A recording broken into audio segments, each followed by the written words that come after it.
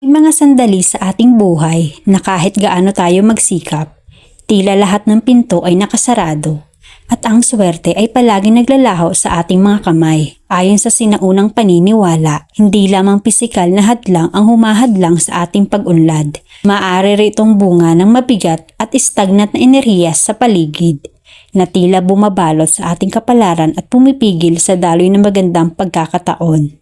Para sa mga naniniwala sa lihim ng mensahe ng universe, may isang simpleng ritual na sinasabing nakakatulong upang magbukas ng pintuan ng swerte at kasaganaan.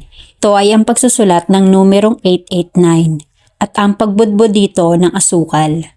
Sa mystical numerology, ang numerong 8 ay simbolo ng walang katapusang daloy, kasaganaan, biyaya at karma. Kapag doble ang 8, lumalakas ang enerhiya nito. Nagsasabing ang swerte at biyaya ay maaaring dumaloy ng tuloy-tuloy sa iyong buhay.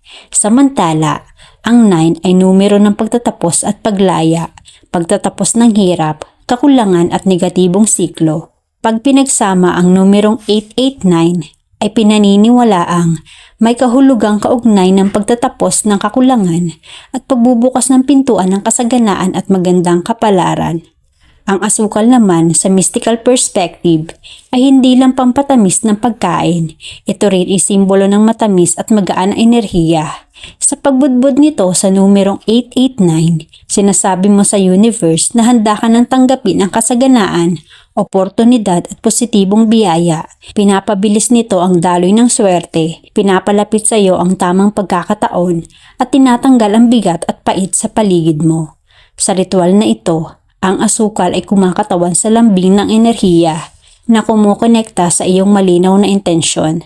Sa kabuuan, kapag isinulat ang 889 sa papel at binudburo ng asukal, nagiging magnet ito ng swerte at positibong vibes.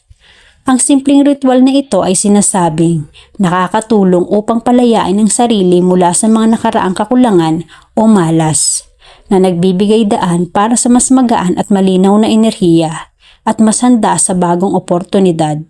Kasabay nito, inaanyayahan nito ang kasaganaan sa buhay mula sa pera, trabaho o relasyon bilang tanda na bukas ka sa magandang bagay na dumarating.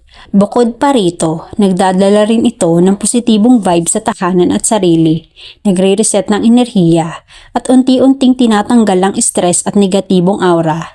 Kapag regular itong ginagawa, sinasabing lumalakas ang pakiramdam ng kapayapaan, tiwala sa sarili, bukas na puso at positibong daloy ng enerhiya habang pinapalakas ang connection mo sa mas mataas na enerhiya na nagbibigay ng gabay at proteksyon sa araw-araw. Paano ito gawin? Maghanda ng malinis na puting papel at berdeng ballpen o panulat. Isulat ng malinaw at buo ang numerong 889 sa papel. Habang sumusulat, ituon ang isip at damdamin sa iyong intensyon, tulad ng kasaganaan, pera, trabaho o magandang oportunidad. Dahang-dahang budbura ng asukal ang numerong nakasulat sa papel bilang simbolo ng tamis at pag-akit ng positibong enerhiya. Tupiin ang papel at itago sa wallet. Ilagay sa altar o sa isang ligtas na lugar. Panatilihin ito hanggang sa maramdaman mo ang pag-angat o pagbabago ng enerhiya sa paligid. Gawin ang ritual tuwing linggo para sa positibong enerhiya at blessing, o tuwing Biyernes kung ang intensyon ay pera at swerte. Sa huli, ang ritual ng 889 ay paalala na may kapangyarihan kang baguhin ang daloy ng enerhiya sa iyong buhay sa pamamagitan ng malinaw na intensyon at paniniwala. Kung naramdaman mong may gumalaw na pag-asa sa puso mo, subukan mo ang ritual na ito ng may bukas na isipan. At kung naniniwala ka sa enerhiya, swerte at kasaganaan, i-like at mag-subscribe para sa mas marami pang good vibes at mystical na kaalaman.